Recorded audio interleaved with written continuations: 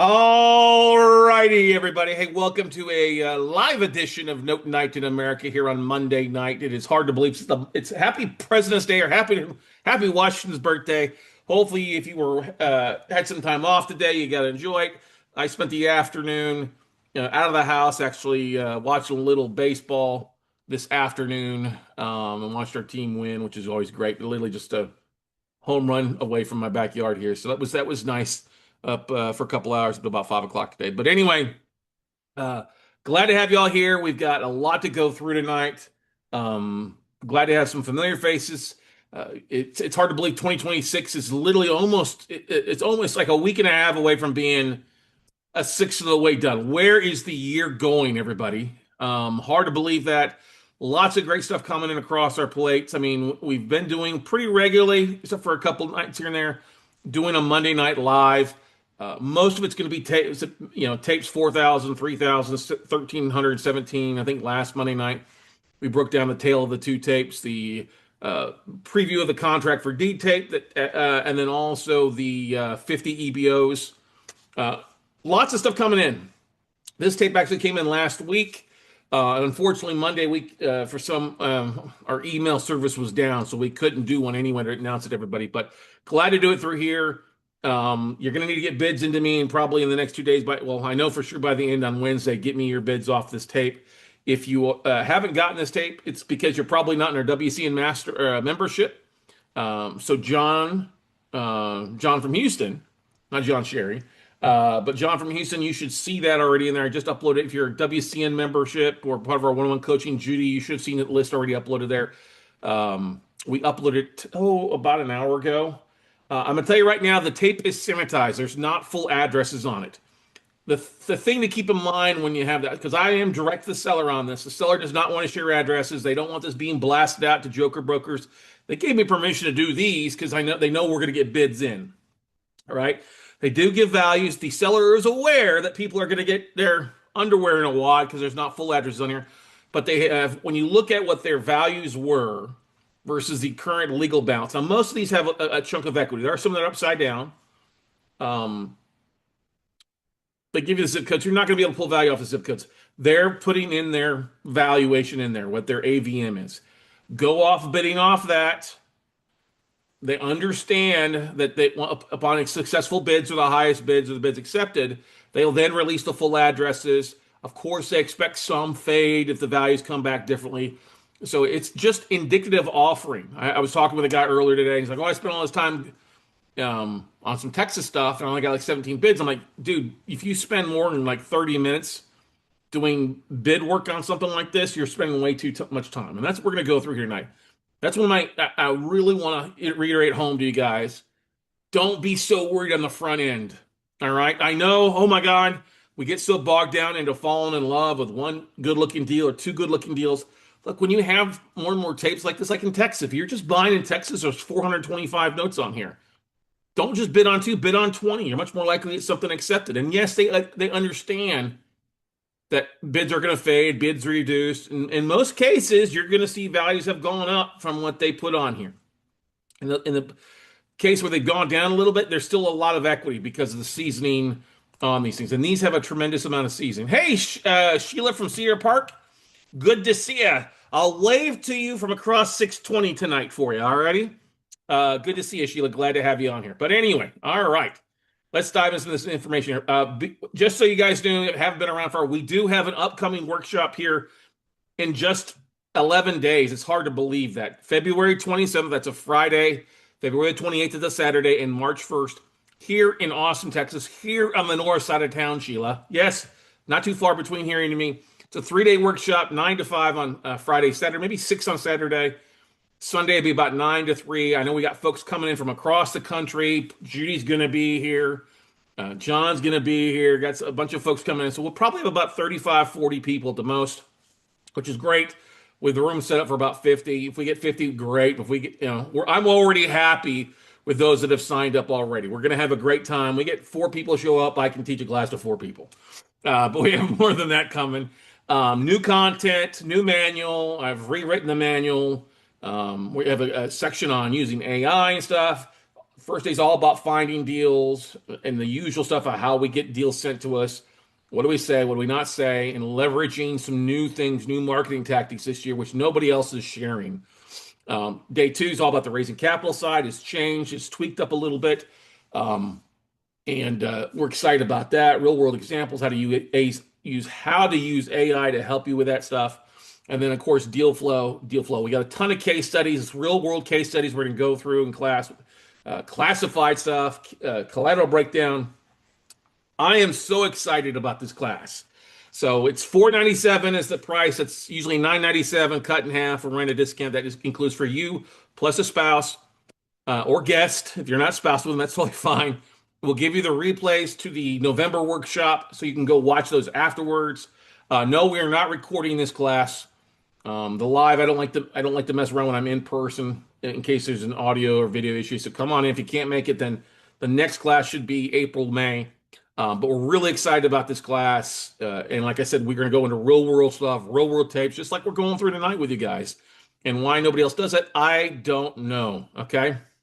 So anyway, let's move on here. But anyway, get signed up for the class, and we'd love to have you here. If you have any questions, shoot me a message. Link is notebuyingfordummies.com. That's notebuyingfordummies.com. Or our website at weclosenotes.com. But anyway, I took the time this afternoon to dive in and sort the spreadsheet of 1,317 notes by state, so you can see how the states kind of break down. All right. There is nothing in Vermont. Okay. There is something in New Hampshire, nothing in Vermont, nothing in Rhode Island. Okay. Neither Rhode Island, neither Rhode or an island. Think about that for a second. Nothing in North Dakota, nothing in South Dakota, nothing in Minnesota, nothing in Iowa. So, going down to the store to get you some Luska Fisk and Pop. There's nothing in your backyard, Oli and Lena can go have a fun time in the woods of Minnesota, or as Tim Waltz would say, where all the cows and the rocks are up where I'm from originally, okay? Where all my family's at. But anyway, let's have some fun tonight because there's a lot across the states. You can see 425 in Texas, 200 in God's waiting room. I still think Florida has got some opportunity if you live down there. I'd be avoiding condos. Obviously, there's some opportunity out there if you can afford the insurance side of things. All right, we know that. California's got a chunk at 72.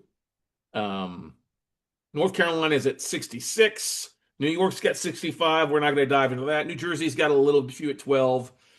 Arizona 63 over there. So we've got some opportunity. Even something in Alaska. This is a tape with the most I've ever seen in Alaska ever. Usually there's one, maybe two.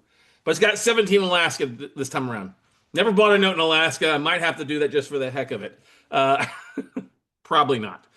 But anyway, so you can see it's a good mixture of stuff, obviously heavily in Texas. This is a fund that did the originating side of this. And, there's more on the West Coast than I've seen in quite a while. You got a couple in Utah, a couple in Colorado, Idaho. Of course, you got stuff up in the Pacific Northwest with Washington and Portland as well here. So, but once again, guys, that's kind of how the breakdown is. Thank you for tonight. And if you need to make an offer, feel free to make it direct. I'm just joking. We'll dive into the spreadsheet in a second here. But to get access to the list, if you're not part of our WCN crew membership or a part of our mastermind, shoot me an email, scott@weclosenotes.com. I will just send you your specific 2 or 3 states. I won't send you the whole list. You don't get full access to it. But bids are due by Wednesday at 5 p.m. That's this Wednesday. That's in basically 48 hours, roughly, give or take. Actually, 46 hours to be precise as we're rolling this. That's Central Time. I've already submitted some offers ahead of time. Doesn't mean if you make an offer higher than mine that I won't turn around and submit yours. I will. I will tell you this. There is a 1% fee to me off of your funding amount. Okay? I know these are performing, so we're not charging a full like a non-performing fee. There's some obviously discounting these. The seller has not given a true discount or not true discount. Told us what they're looking for, highest to best. So what we're going to run some numbers tonight based on seeing about a double-digit return for you, 12, 16% yield on the cash flow. So it makes it pretty easy to run. If they're not going to give you specific price points like 80% of the balance or anything like that, you have to kind of bid off of your requirements. And for performing notes, that's kind of what we look for. We look for a double-digit yield so that we're able to give our underlying investors a great return, 7, 8, 9%, and us keep roughly the rest. Okay. If you have any questions, you can either email me at scott@weclosenotes.com. Feel free to do so. Um, or you can book a call on my calendar at talkwithscottcarson.com. And just so you know, we do offer BPO and title work for you guys on this now. We've been doing this kind of on the back burner for the last year with our coaching students and members and stuff like that. Well, we're now announcing it across the board to help you with a full BPOs, interior, exterior appraisals, AVNs, O&E work, full title report, stuff like that, and then other things like door knocking and a whole lot of other services to help you. We've got a great vendor network that we've used for years for ourselves, and now we're opening up to our warm network. So feel free if you have anything, you can either email me directly what your needs are. We've got a few of the things lined up so you can order directly off the website, but most folks are just email me anyway. So if you want to find out, kind of go to We Close Notes and look at the vendor tab, and you'll see the different buttons on there that you'll be able to pick to do. Also, if you've got notes available for sale that you're looking to do and you would like to have them featured here to our entire database, please reach out to me. We're glad to do that as well. We're going to be posting a deal tomorrow in North Carolina on a non-performing note going to foreclosure. It's not a bad deal. Actually, there's quite a bit of equity above and beyond what the legal balance is, so it's an opportunity for somebody to buy it and make a decent return to foreclosure auction, or take the asset back and now a little bit of a light rehab eviction, and you've got a lot of profit. We'll talk about that tomorrow on the call, or we'll probably do a podcast episode about that and launch the video and let you guys see that. But anyway, let's dive into the tape, shall we, ladies and gentlemen? All right, let me pull it up here. Boom, boom, boom. All right, so 1,317 owner finance notes. Once again, my email is scott@weclosenotes.com. So if you're going to drop me an email, drop me an email. If you want the list, I'll shoot that over to you. And like I said, give me your top 3 states. If you've only got 1 or 2 states, that's fine. Don't tell me the entire list. If you're not in the WC and crew, you're not going to get the entire list. Membership has its privileges at $97 a month, plus a lot of other bonuses. Okay. All right. So this tape, I'll just go through it and then we'll resort it by your favorite states. If nobody's going to give me favorite states, then I'll pull up my favorite states and go from there. So you've got a loan ID, you've got a masked loan ID. This is, and you see, this was pulled as of January 31st. So it's literally 16 days old.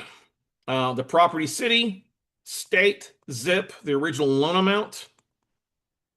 They didn't give us appraised value or appraisal date. These are all first lien positions, so I'm going to end up hiding some of these columns as we go. Original term, you can see some of these are as little as 12 months all the way up to 617 months. Some of them have longer terms, okay? Original note rate on these is anywhere from 1%, I know, up to about 14.8. I think the mid-rate average rate was about 8%, if I remember. When I was doing some stuff. FICO scores, that's from the origination. Back end, DTI, debt to income, is not available. Property type, you can see single family, condo, rental, single family, second home. All right. The origination date on these, this is important. So you can see the origination date on some of these go all the way back to 1987. Yeah. Been paying out for, that's hard to believe, 30 years almost. So there's some of the couple small balances, okay? And then all the way up to 2025. All these should be fixed, I believe. There's a couple arms. Actually, how many of these are arms? Yeah, there's only like a dozen are arms. Okay. In states that would allow that. All right. Okay. No prepayment penalty. Some do, but it's like 60 months. Oh, there's some, especially some of the shorter ones. Okay. All right.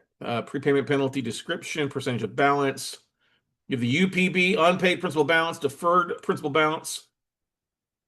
There's only one that's got $151 deferred. Okay. So here's the BPO value. You have to go off of this. And this is, I know that you guys, this is where you guys are going to get all angry at me. Okay. It's not me doing it. Don't shoot the messenger. All right. BPO values and the BPO dates. And I know these BPO dates don't make a lot of sense beyond 2025. All right, so some of them go way back. And I get it. You're like, well, how do I pull values? You have to go off what they gave you. All right. When they give you addresses, guess what? Then you can order your BPOs and value comes back lower, value comes back higher. You can fade your bid on that stuff. That's not a problem. Okay. So don't make it a problem when it's not a problem. We're just going to go off the values here because that's what they gave us, and that's what they get to deal with. They get to deal with fading bids. You know what I mean? Current rates, P&I payment. We're going to highlight that because that's one column that we're going to be playing around with a little bit, not playing around. It's changing it, but just highlighting it.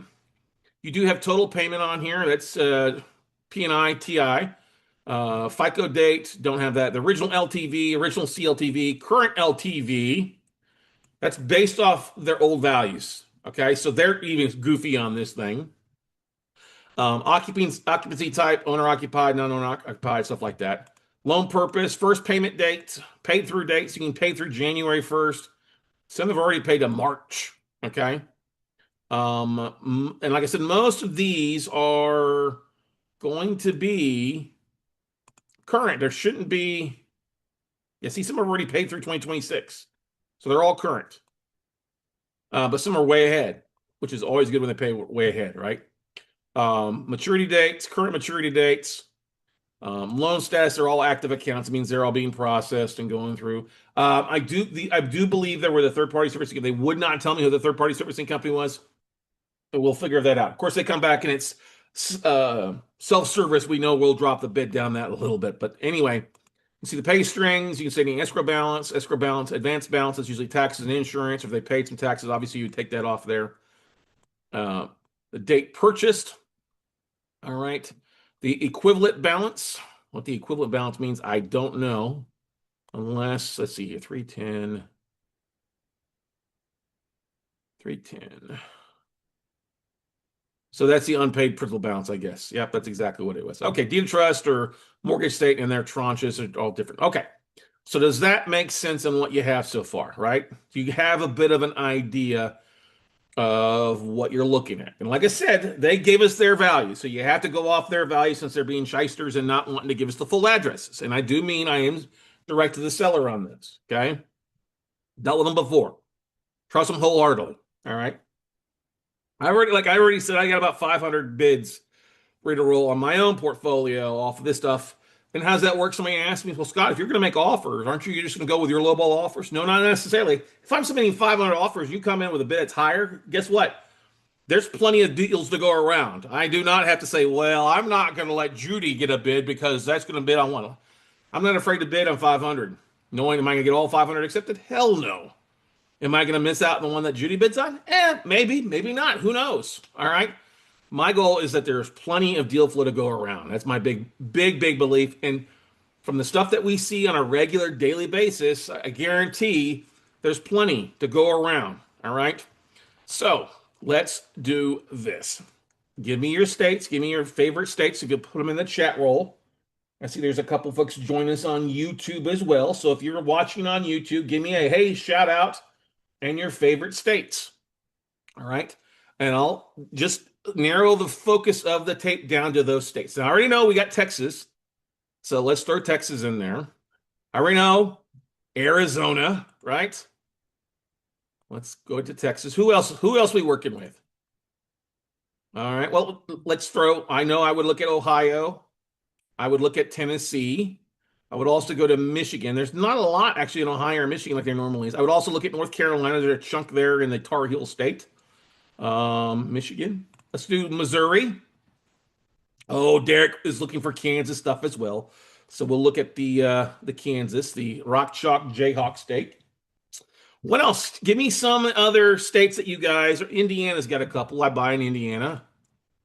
All right. So somebody's brave enough. Maine. Thank you. All right. Whoops. Okay. Let's go back here and refilter it again. Okay. Select all. All right. So Arizona. Let's throw Georgia in there too. Indiana, Kansas, Missouri, Michigan. Let's throw Nevada in there as well. Tar Heel, North Carolina, Ohio, Oklahoma, Tennessee, and Texas. And we'll throw Utah in there as well. Hit okay for right now because, all right, so what else we got? Florida. Okay, 3 states, Sheila. I said 3. All right. No, we're not. Okay. Have you bought something in Alaska, Sheila?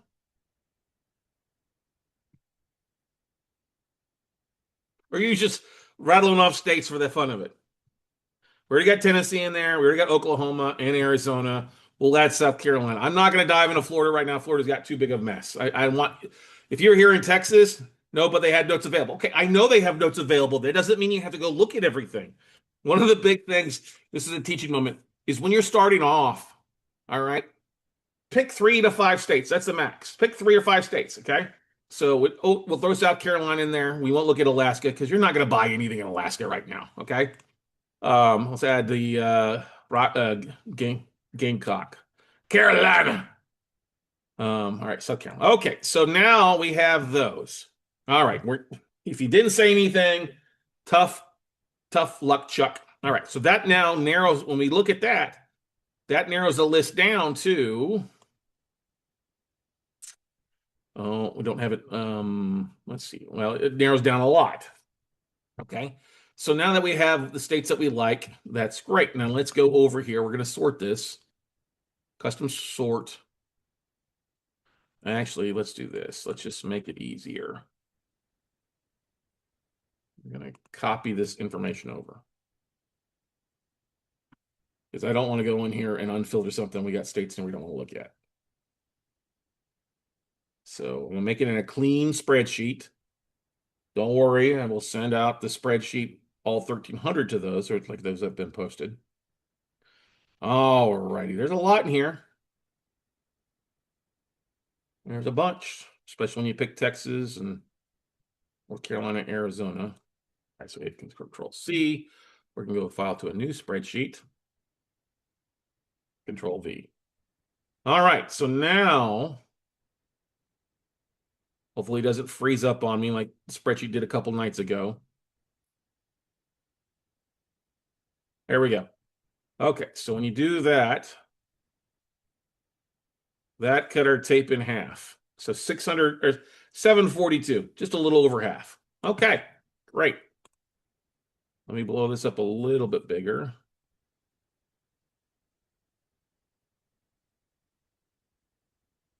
All right, so let me make it easier to read. Okay.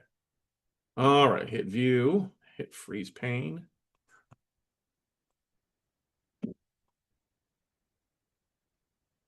All right, so we have our headers. That's great. All right, so now let's do this. One of the most important things we can do is look at what has equity, what doesn't have equity, right? Now, we know that's going to be a mixed bag of things when it comes to actually pulling values. Okay, so let's go over here. And what we're going to do, so we already got the P&I payment already figured in there. That's green, so let's go ahead and figure this in here. And just do that times 12 months is equal to, we'll just say 12 months P&I. I'm going to make this a little bit bigger. Let's go ahead and get rid of some of these columns too, so we're not having to go through it. Okay, so we don't have appraised value date. We're going to go ahead and hide those. We know they're all first lien, so we're going to hide those. We're going to go on over here. They're all, and we'll worry about ARM and stuff later. Deferred. Oh, we got to filter this. That's what we forgot to do.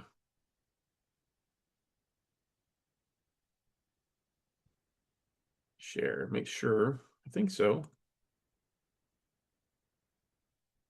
All right. So there's our. Yeah. Thank you, Judy. I'm sharing the new screen here, the new spreadsheet. Thank you. All right. So 12 months. P&I. All right. So if we take their P&I payment times 12, that's what we're doing there. All right, so 1,300 coming in is 15,767 in a year. Okay, great. So we're going to take Control C and copy that all the way down.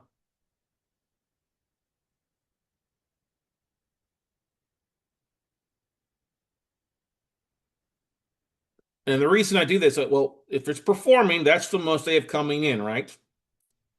That's the most it's going to come in. Now, what I'm going to go in here and do is I'm going to go ahead and get rid of some small balance notes. Just not worth the time to target the small balances. Yes, I know some of you may have small IRA balances. Roth, oh, those would be great for, yeah, maybe it could be, but for tonight's purpose, We are not going to do that. Okay. I'm not going to go and spend a lot of time in the cities too. I mean, there's some rural stuff here in Texas and other areas too. We're just going to focus on numbers tonight and let numbers be our driving force. And then you can go in and look, oh, I don't like that city. That city's too filthy. I don't like that city either. Okay. We're going to run some numbers and let you do all the dirty work. Okay. So we don't have FICO dates on here. We're just going to delete that off. We don't need that. Front end DTI, we don't need that. Okay. Let's see here. They're all active accounts. We're going to hide that. All right. So then we have these dates over here. These we don't need. Yeah, they're performing. We're gonna get rid of the pay string. All right. So it makes it a little bit easier. So we aren't having to go back and forth, back and forth. And let's filter this.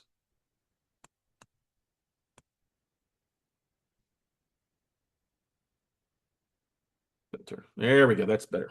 Okay, now we got a little bit easier tape to work on. We got a couple, three. We're just gonna get rid of the prepayments. Get rid of because only three of them do. We're just gonna go ahead and get rid of those, hide those. Okay.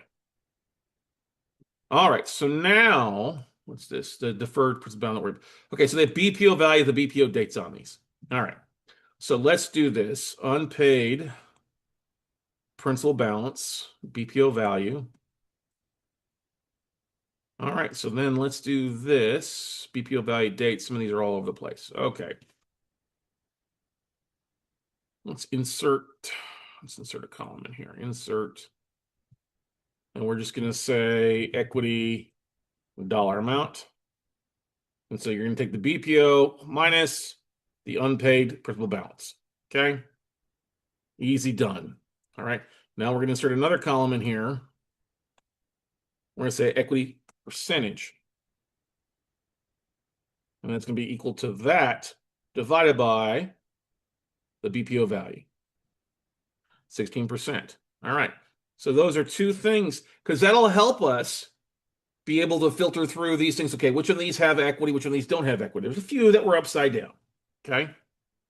All right. So we're going to hit Control C. Now we're going to copy that down for all 700 cells.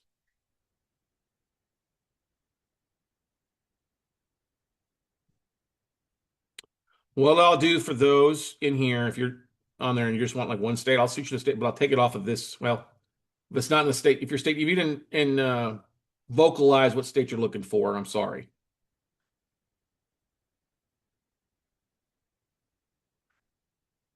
All right, there we go, 742. All right. So now we have some that have some equity and some negative equity, right? All right. So now what we will do, now there's even some land on here, but the property, I forgot to show you that property type. So second home, cottage, commercial real estate, non-owner occ, commercial real estate owner occ. I don't know how that works. Condo, second home, condo retail, farmland with third-party financing, farmland without dwelling, improved. So you got 10 acres on here. Mobile home. There's actually quite a bit of different stuff on here. Vacant 10-acre commercial, vacant 10-acre retail. All right.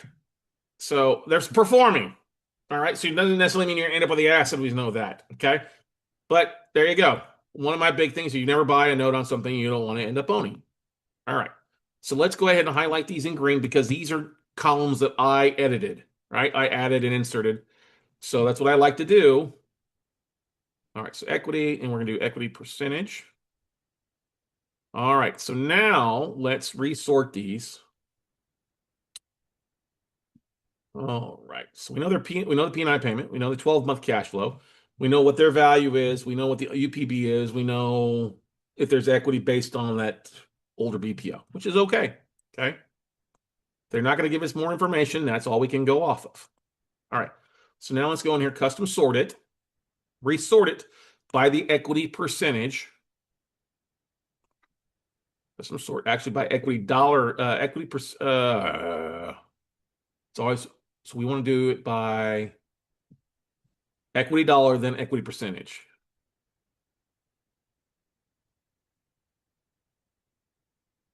Actually, it should be about the same. Equity dollar. Let's do equity dollars.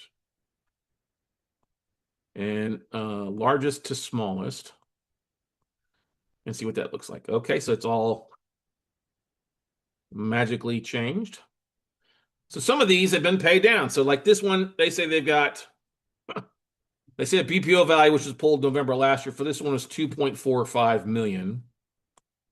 And this is in Gardendale, Texas. This is commercial real estate, non-owner occupied. Okay. Magnolia, Texas. This is another thing.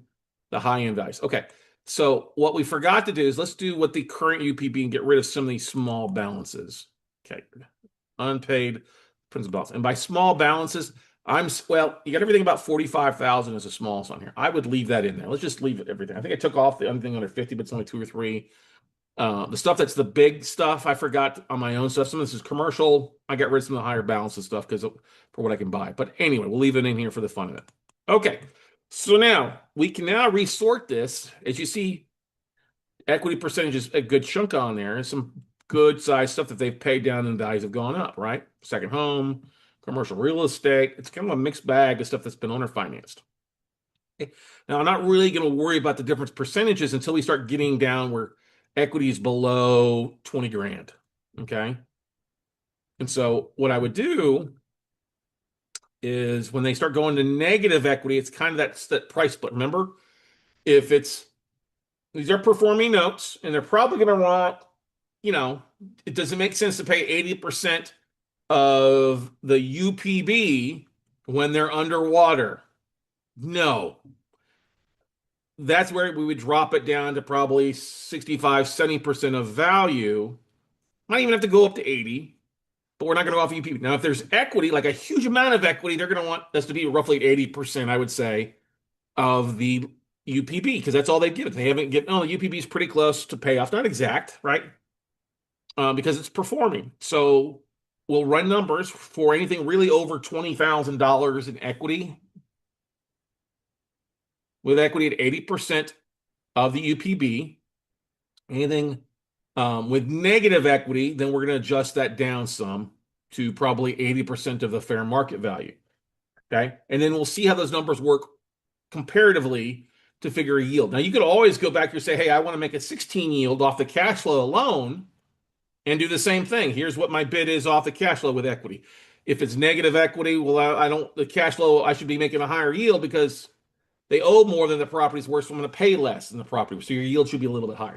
We'll show you the numbers on it, but there's a marked difference on this of going back and forth here. So we're going down here. You can see 60,000, 65,000. I mean, most of these have a sizable amount of equity, we get to till we get down to the last few have some negative equity, not a lot. So I got rid of probably the states that had the most amount of negative equity that we're on here. Okay. So for what we're looking for in these states that we like so far, most of them have equity, right? Some of them have smaller equity. So and we know like 20,000 and on the lower value properties, that's a sizable, but on the bigger value property, especially some of these BPOs are from 2017, we don't know where the value really is, right? So we still have to just be kind of conservative mindset on it and say, okay, it's not like playing darts. I gave the analogy to a guy I talked to today. He goes, well, how can I make an accurate bid? I want to hit that bullseye. I'm like, you're in the front end. There's no reason to chase the bullseye. All you need to do really is worry about being on the board.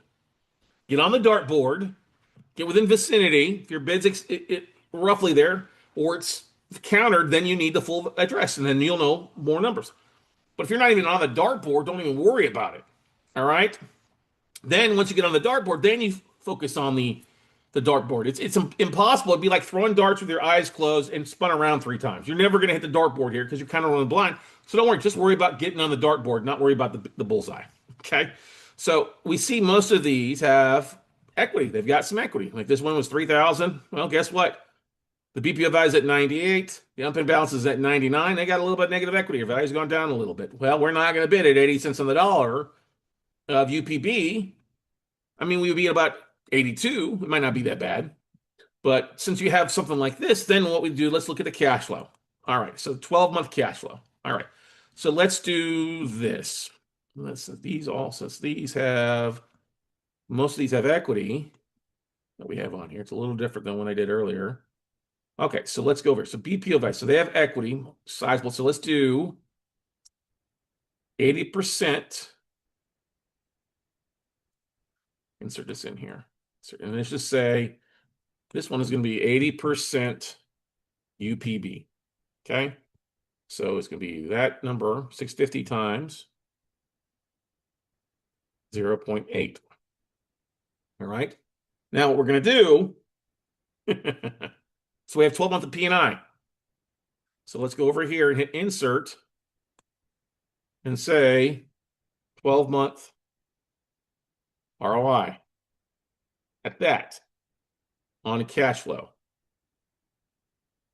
which is going to be a really easy number, is equal to the 12 months coming in divided by what you paid the 80% number. Okay. So we're going to highlight these in green, bold them. Same thing for this one.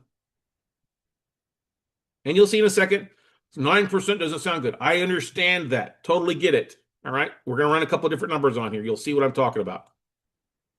All right. So now, well, let's just say I want to make a 16% yield based on the cash flow because I got to raise capital for this. So if my bid at 16% yield on the cash flow isn't going to be accepted, then I don't even want to worry about it. But you get what I'm saying? Why 16%, Scott? Well, 16% gives you good enough yield that you can pay somebody 8 to 10% and still make a good chunk of money, either 50% of the gross cash flow or a little less. So let's run some numbers for that. Okay. So let's insert a number in here. Okay. Great. Thank you. Great. Escape. Insert. Okay. Oh, because it was, oh, whatever. Let's just go over here. Insert. Okay. Why is it not? Let me do this now. All right. Let's just go over here. So because it would push empty cells off the end of the worksheet. These non-empty cells might appear empty, but have blank values, some formatting or a formula. Okay, I don't understand that escape. Let's do this. Okay, let's just do this. Original, we don't need to worry about original LTD. Let's just go and hit delete those. Whoopie-doo, okay? And let's just say 16% ROI offer. All right, that's it. So now we take the cash flow, which is the 12 months, and we divide that number by 0.16, right? Nope. Make sure it's $1.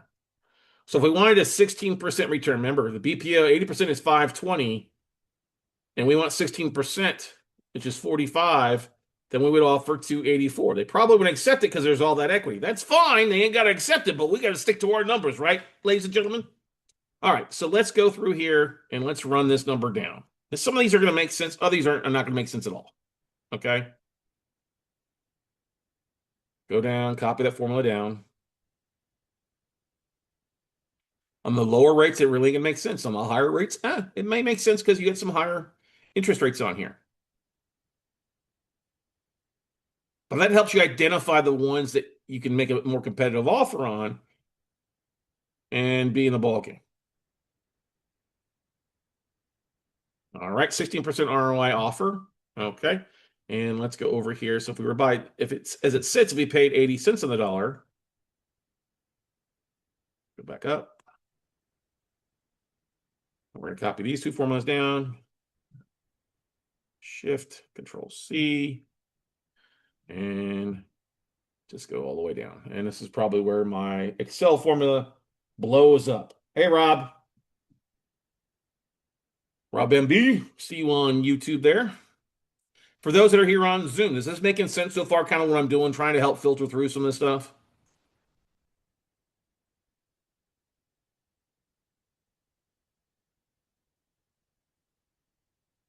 You're just trying to organize it by a way that makes sense. Okay, all right.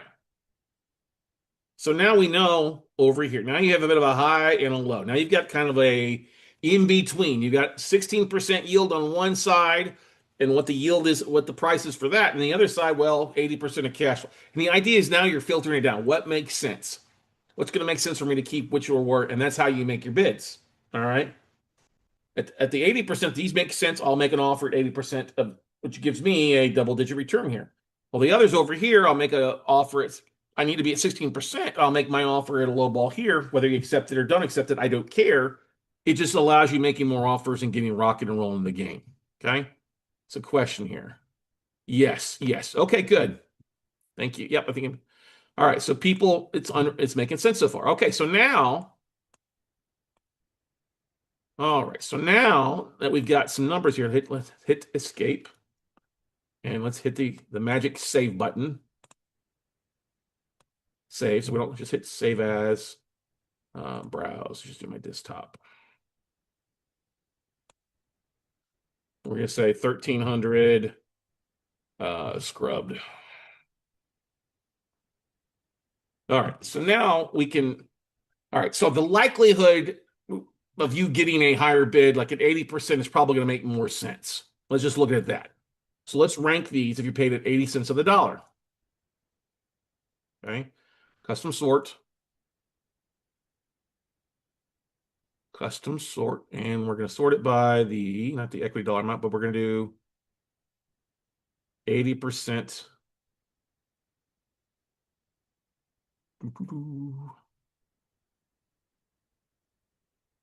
Here's my column.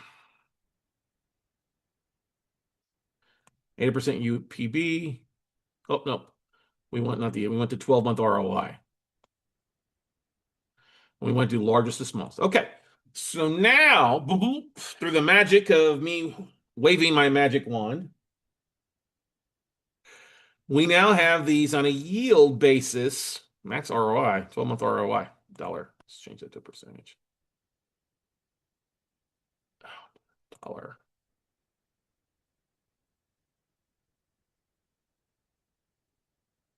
I think that's better. Okay. Dollar amount, something with it, and just put everything in percentages. Okay, equity percentage. That's right. Okay. BPO value, dollar amount, value. Change that date to format to the date. That's better.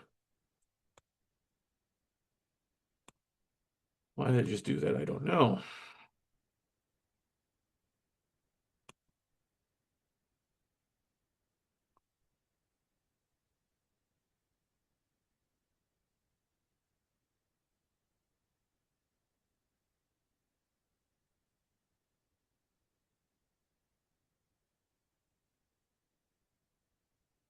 Okay, why is that shouldn't be 6% ROI offer? Oh, yeah, so 524. Yeah, so my math, that's just strange. Total payment 70. Why did it do that? P&I payment. Did I just tweak some things up? So, okay, some of these are gonna be way off. Yeah, so when we resorted it, that's what it would. Complete resorted, yeah, we're gonna have to get rid of some of these things. Okay.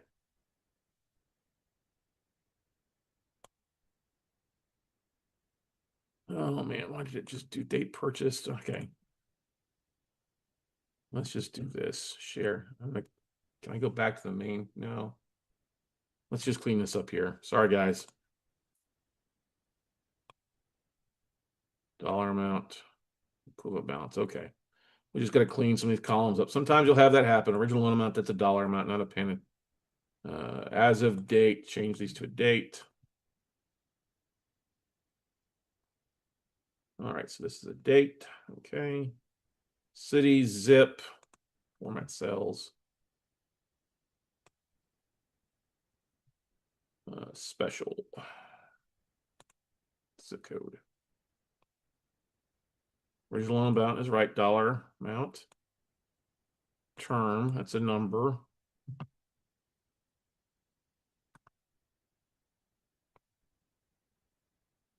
There we go. Original rate, interest rate.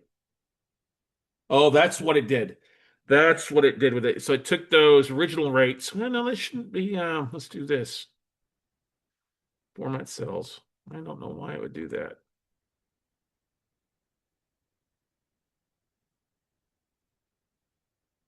Okay, fraction.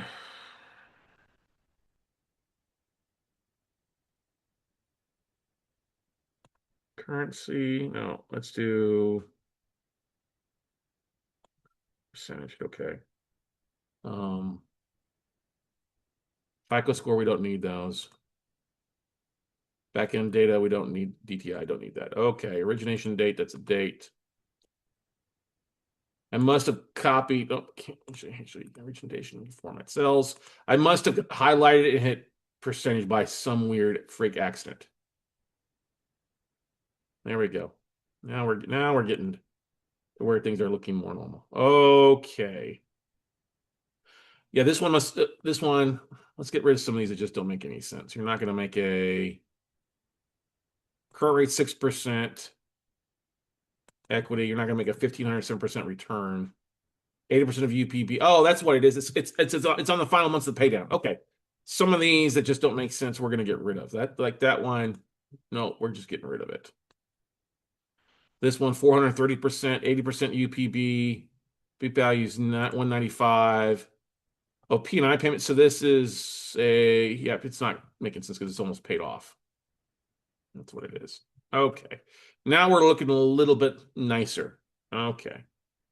But look at some of these 25, 23, 22% based on their P&I payments coming in. It's pretty good, right? So let's just look at this one. So, oops. What did I just do? Delete that. Okay. All right. So now some of these are probably going to be shorter terms. Oh no, let's look at this one. BPO value of this one. Let's do this for example. Okay. All right. So they owed 168. We're just going to highlight this one in yellow so you guys can kind of see what I'm talking about. Just I don't even know what state it's in. They owe 168. 80% of that is 135. They're making a P&I payment of 5604. Okay, so this must be a shorter term loan. Commercial, yeah. That's what it is. These are all dates. That's what it is. Format cells to dates. There we go. Okay. So first payment was January 1st, paid through was of 2025. Next due maturity date is in 3 years. So they're really rapidly paying that one down. Okay. That would be great. They're just going to pay a lot. Okay. That might not. Livingston, Texas. Okay. It's commercial real estate, owner occupied. Probably like a, well, maybe a mixed use. Who knows? Okay. So let's go down here. Let's just go down a little bit further.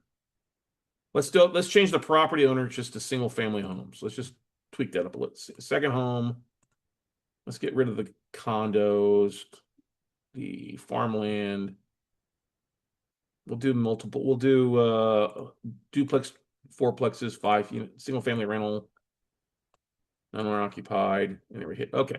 So that's going to give us a better list. Okay, so now, all right, let's so we organize it by more just residential stuff, and then let's look at these here. So we've got at 80%. Here's the ROI. It making an offer at 80%. If you wanted to make a 16-month, let's just compare the two here.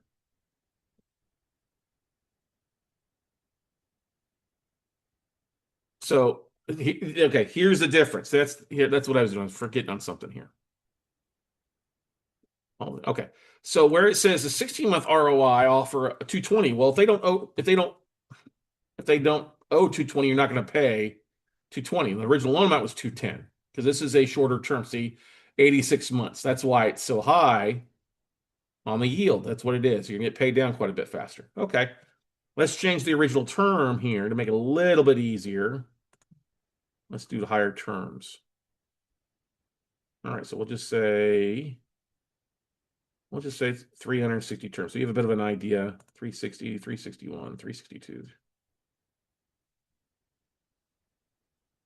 So we did it to 360. Okay, that gives us better. Okay. Now we have a better idea on where it's going. All right, 360-month term. Look at this. UPB is kind of small. All right. Origination date, 2008. So on a 30-year term, that's been in there for what is it, 18 years? It's on the back side where more it's not so much interest. I like to be more on the front side, especially if you're doing a 30-year mortgage. I would prefer be in the first 10 years when most of it's interest versus the last half of the mortgage. Does that make sense, everybody? So you're gonna need to adjust this a little bit. So that's why it's so high. Oh, it seems like high, but actually it's more principal pay down versus just pure interest only. All right. And that's the problem. You can't run a formula on here. That's why your 10b2 calculator on your phone and everything else will look good. You just run some numbers. You run some formulas on here. You look at things and identify what's going to make sense for you. So let's go. Let's look at some of these. All right. So let's look at 19. Let's see. Some of these origination dates are higher. Well, if the origination date is higher, then you can offer a lower yield or a lower offering to get the yield that you have because it is going to be moved a lot faster. You will get your money paid back faster. So that's the 80% would be like the highest I would offer. All right. And we go over here to, so let's do this here. Let me insert this thing. Oh, it will this time. Okay. So let's do this. Let's do yield, or let's see equity at 16% offering.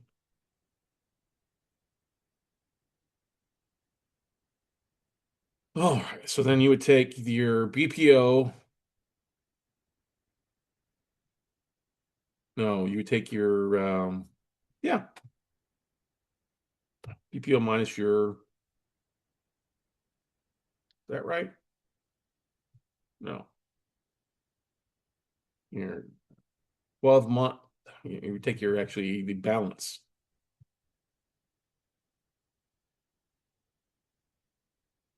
and minus your, that's what it is, your 12-month. So there you go. You'd have 556 if you got it at the 180. Because this has got a 7% interest rate. If you went 16, yeah, you offer less than about 50 cents on the dollar. Okay. So there you go. Kind of run it down there. Run that number all the way down.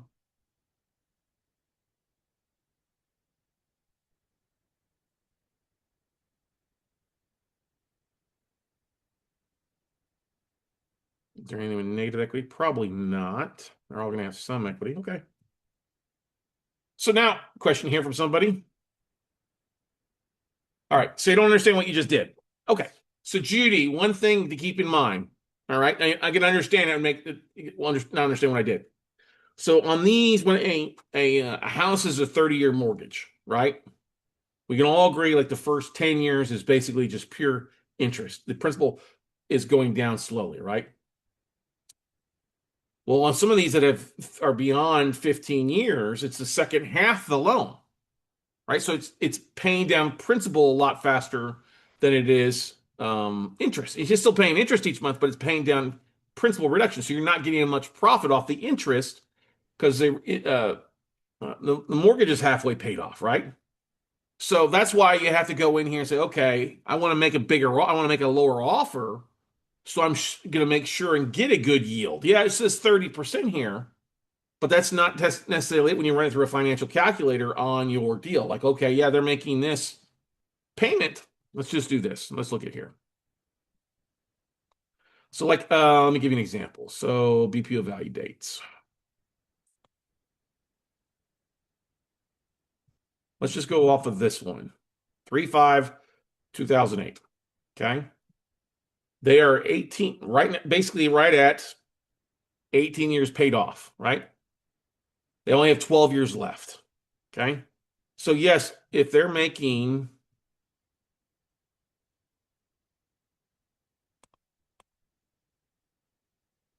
99204 a month to you, a year to you, just a quick kind of rough numbers. All right, 9204 times 12 months. I'm sorry, by 12 years. That means they've paid 100, they pay 110,448, right? So right here, let me highlight this.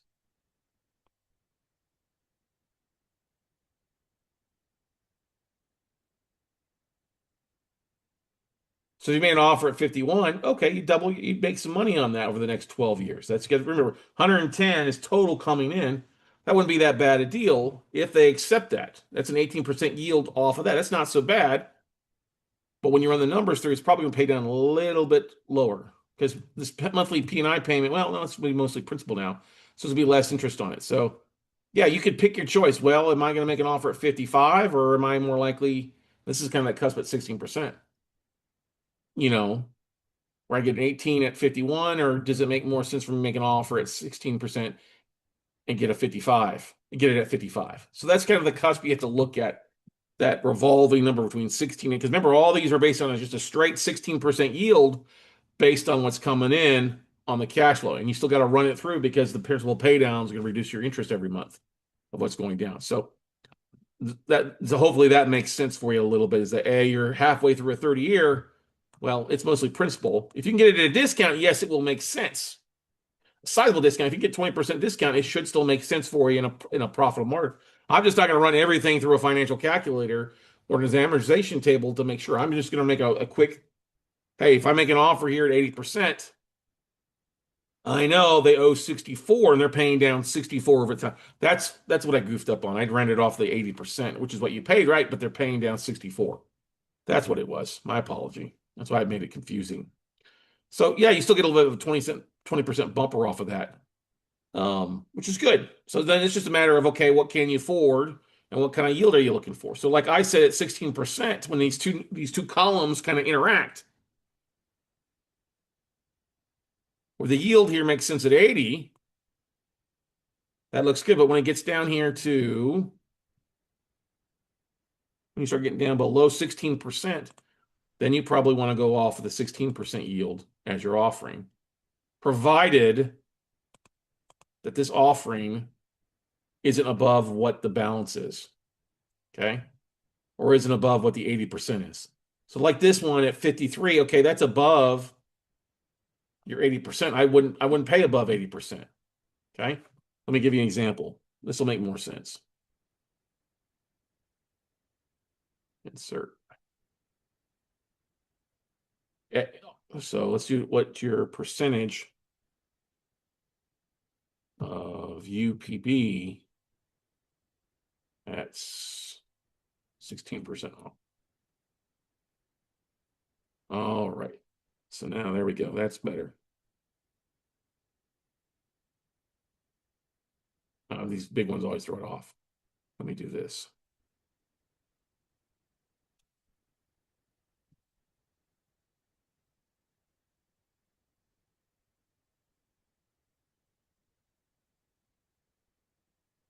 $0.95 of the dollar of the UPB. See, this one paying 47 doesn't make any sense. I don't want to make a 95-cent offer because they owe 62. Is that right? I'm screwing myself up here.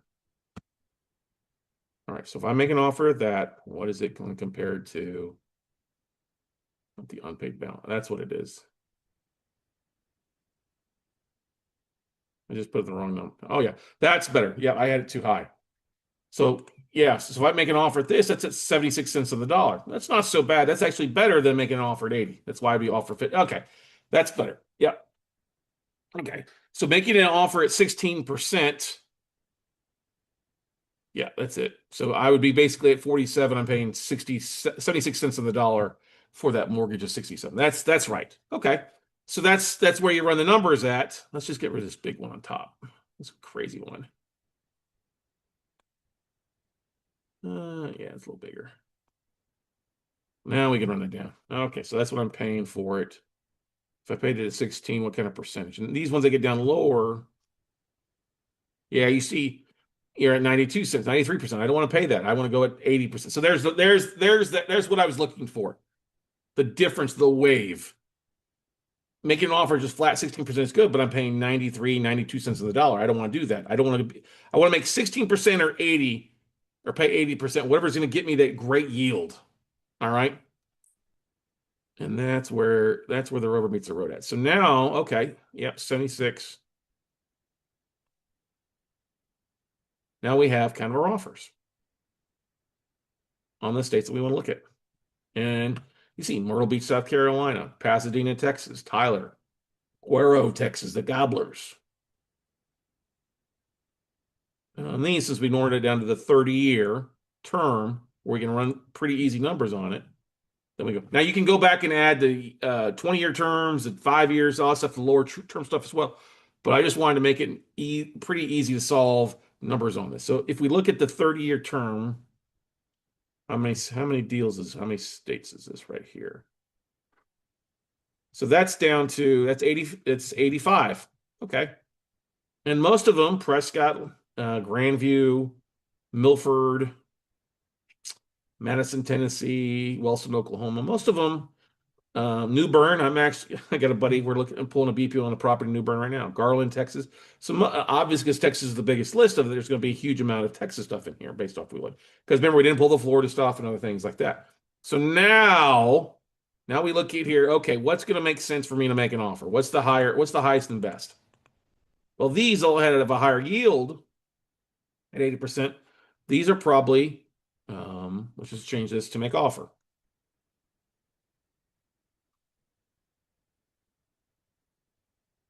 So this, because basically where it gets down to 16%.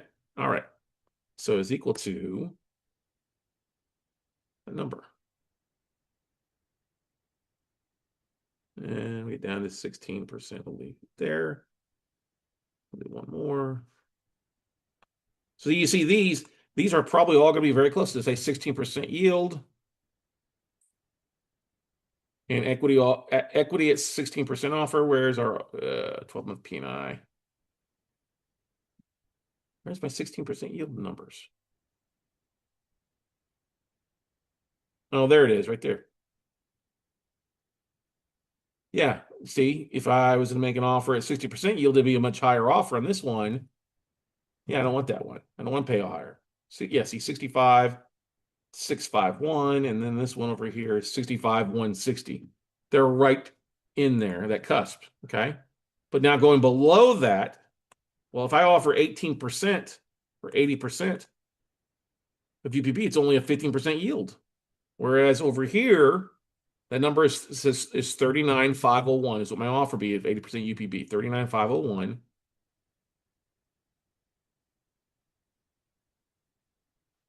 Whereas if I want to get a 16%, I have to offer 38. So from this point going forward, that's where you would pull your numbers from. Is equal to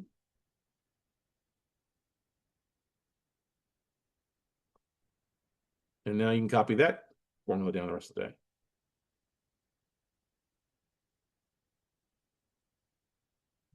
Control V. And there you go.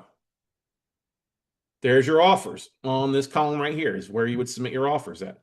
Remember, 80% of UPB, I'll make an offer at 80% of UPB because I'm going to get a higher return based on the cash flow coming in. But when I get down below 16, well, I don't want to make 80% because my yield goes down, starts going down 10, 12, 9%, right? Well, then those, I got to get a 16 yield, so my bid's going to be less. I'll go that route. And that's where you would come in and make your offers. That's basically what I did. Ugh. That's what I did. I just went over and said, okay, here's my offers at. We're going to bold these. Make offers. And see what they say. And most of these are, now, of course, it's relevant if the property is something you want to buy. We can't tell if it's the property something I want to buy. Like I say, number one rule, never buy an asset you don't want to end up owning. Okay? And like this one, if it originated in 2024, it's probably going to be in pretty good shape, right? Probably should stay pretty much the same thing. We have anything in Austin, Texas? Austin. Nothing in Austin. Okay. We have anything in Cedar Park? No, we didn't have anything in Cedar Park already. Okay. But that's where you kind of look at, that's kind of taking this, how you would look at this stuff. Okay. I like 16%. Now you would adjust your number and say 15% is good for me. If I'm 12%, I use my own money, 12% is what I want to make. Then you figure, okay, 80%, that's gonna give me this yield. I'm gonna pay 80% until I get down to that 12%. When I start to go above 12%, I'll go over and figure 12% off the cash flow and go from there. Always, always want to run this through a financial calculator in your final bids, making sure it's truly a 12 or 15% yield based on the payment remaining. Now, if this is all within the first 5 years, I really wouldn't care about it. First 5 years, I'm not going to fret about it too much. You start getting beyond halfway point in a 30-year mortgage, it's more principal than interest. You're going to make less profit because it's paying your principal down. Even though you're buying at a discount, it's still not going to be a true exact 100% yield. It's to be in the ballpark, like you're on the board, not quite bullseye on what we're figuring here. So that's why you got to go back and look at things. All right. Any questions? Any comments? This is also why I like non-performing because I'm going to get bigger discounts on the non-performing side. But hey, if you can buy some performing notes, like a Aransas Pass, like I grew up down that neck of the woods. All right, it's worth 95, single family occupied. I think that's a little lower. Well, origination 10 years ago, yeah, it's probably worth 250 now. All right, unpaid balance is 81. You're going to have some more equity because it's been around for 5 years, but they don't give the BPO value that they pulled in 2018 was 169. Okay, it's probably worth more than that. I'd be pretty safe on that one, I think, because people are living in their house. And Aransas Pass is a little bit older, smaller town in Southwest Texas, but I would bid on that one because I know that area. I don't mind owning it if they don't perform. Now, the whole goal on this that you could do, here's a couple strategies, okay? And we're working on this right now. I'll tell you that. So on those where the borrower is over 62, right? If they don't want to pay anymore, we would target them if they have a higher interest rate. What would make sense? Well, they got a higher interest rate. Let's see if we can't get them refinanced out. Let's have them get into a lower interest rate. So if we went over here to where the interest rates are, see their current rate, like 9%, 8%. Let's look at these current rates. Yeah, I mean 5, 6. So most of these we would be working with us if they've got equity and they've been paying on time through a third-party servicing company, and they got a decent debt-to-income ratio, and they also have a decent FICO score now. I would try to get them to refinance out. Let's get you you owe 50, but I paid 29 for the note, or I paid 40 grand for the note, whatever my bid was, fine. I would try to get you to refinance out. Why not make 10 grand in less than a year on a $40,000 purchase? That's a 25% cash and cash return. Or if you're over 62 and a half and you don't want to make a mortgage payment, why don't we tap in that equity and put you in a reverse mortgage for a period of time where you don't have to make a mortgage payment? You're paying on time, but if you're struggling, let's do that and let's not worried about that. So there's are two ways to work it: keep people in their houses, get them into a better rate, or get them refinancing out, and you're making a chunk of change in 12 months or 15 months. That's why I was curious why this guy or the seller on this is marketing and selling these notes off. I would just be working, hey, you got a higher interest rate. I'd be working with a mortgage broker to be reaching out to these people and say, hey, let's get you refinanced out. All right. You're at a 12%, a 10%, 9%. We can get you a better rate. If you got a ton of equity, you got 20, 30% equity, by all means, let's get you refinanced out. Now, of course, in some of these smaller, it's 6%. Well, that's based on old numbers. Do you get what I'm saying? So it's just more than beyond buying this for cash flow. It's also buying for it. Hey, maybe it makes sense to get these borrowers refinanced out. Yeah, if they keep paying on time, 12% is pretty good. 12, 15, 16% is great. But the velocity of capital, if I get them refinanced out in a year or two, and they tap out, but I get a lump payoff now at 10, 20% or 30% of what I paid for the note, that's a great day. That's a great year. It's a great 2 years. Okay. How would I go about that? Well, I would partner with a loan officer and say, hey, I got 425 leads on people with equity with higher interest rates. Would you be interested in working a marketing play to work to get them refinanced out? And that's what I did. I'd direct call, phone call. I would say, hey, let's try to work things out. I would actually call them, hey, this is your lender. We need to speak to you. We noticed you had a higher interest rate. Have you thought about refinancing out? Or maybe pulling some equity out of here? That's the thing. People are refinancing right now to pull equity, even out of 3% and sub 3% mortgages. Why not? Why not help people? It's a win-win. You can't go wrong. If you're getting great cash flow or you're refinancing somebody out making money, this is a great thing to do. That's my philosophy. And that's why I went down to this single family owner-occ stuff. Yeah, maybe you can't because it is a second home, or maybe they're using it as an Airbnb or whatever. But what I'm trying to get at is there's some opportunity. Hey, let's help you sell the house. We'll even take a little bit, allow you to sell a little bit below value. Let's get these things moved or work some magic to make some things happen. Okay. Yeah, they're paying on time. They're not distressed, but maybe they just don't know their options. So that's one thing I would take a look at as well as doing as an opportunity. So, like I said, guys, if you're interested, I hope that made sense. Come on out to our class Friday, Saturday, Sunday, not this coming, but next week, so 11 days out. Go to notebuyingfordummies.com, get signed up, take advantage of it. The ticket is good for you plus a spouse or partner. Like I said, we've got a new manual over probably 70% of it's new, tweaked, updated, um, new websites, new marketing. It's the world has changed quite a bit in the last year and a half, and we're going to share some of our strategies and tools that maybe most folks aren't aware of. All right. So love to have you here. Any other questions, comments before I let you guys go for the night? Like I said, those that are in our WC crew, one-on-one coaching students, you've already had the whole list sent to you. If you're looking for specific states, guys, out there, email me and we'll send you a specific state or two. Okay. Great stuff, everybody. Have a great evening. We'll see you at the top. Call me with any questions. Talkwithscottcarson.com. Book a call, talkwithscottcarson.com. I'm home most of the week. We do have some family coming in briefly. So if you don't see something, just message me and we'll work out a time. All right. Great, everybody. Take care. We'll see you all at the top. Bye. Hey, real estate investor, Scott Carson here, and I'm excited to announce our next workshop. And actually, it's going to be taking place live and in person here in Austin, Texas on February 27th, the 28th, and March 1st. Now, that's a Friday, Saturday, and Sunday. And I can't think of a better way to start off, hopefully, the warm part of the year by joining me for 3 days here of in-person content. That's right. We'll show you how to find deals, how to fund deals, how to flip them, and then also how to get them to cash flow for you without using your own money. And we'll show you how to get banks, lenders, hedge funds to start sending you lists on a regular basis that, yes, you can cherry pick. Yes, you don't need to have 5, 10, $15 million in private capital to buy notes.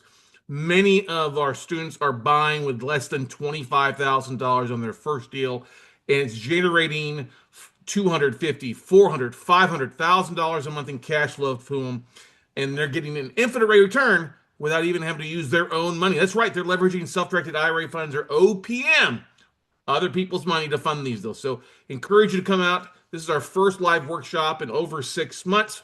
We'll only be doing 2 of them live here in Austin. The other 2 will be online. The next one will be till mid-May, maybe early June. And the great thing is we're keeping this to under 50 seats, and we have less than 25 seats available right now as I record this, about a month out from the actual class. So come on in, join us, get signed up at notebuyingfordummies.com or our website at weclosenotes.com. Normal ticket price is $9.97 per person. We're running a special 50% off, so it's $4.97 for you, plus a spouse or partner. We've got people coming in from across the country to join you for, like I said, 3 days. Come in, fly in Thursday night, spend all day Friday, Saturday, Sunday, fly out Sunday night or Monday morning. We've got a ton of deals to be diving into, real tapes, real assets, some local, some all across the country, but more than enough to go around. And we want to have you come in and spend 3 days with us and give you a little bit of that Texas hospitality that we're known for here in Austin, Texas. That's right. Fly to Austin, come stay at the hotel, hang out for 3 days with a chunk of other note investors who are actually kicking ass and taking names in the note business right now, and spend 3 days with me and my team to help you create a 6-figure income for you and your family. So if you ever wanted to change what happened last year to you, want to make 2026 most productive, then really the best thing you do is come spend time with me here in Austin, Texas. We'll have a great time. You'll have a 200 plus page manual, access to notes to cherry pick from. We'll even give you the video replays from our November workshop that you can start learning ahead of time or take with you after the class to be able to rock it all out. And of course, you've always got access to me and my AI clone to help you take to the next level. So get signed up today, notebuyingfordummies.com. We look forward to seeing you in Austin, and we'll see you at the top, everybody.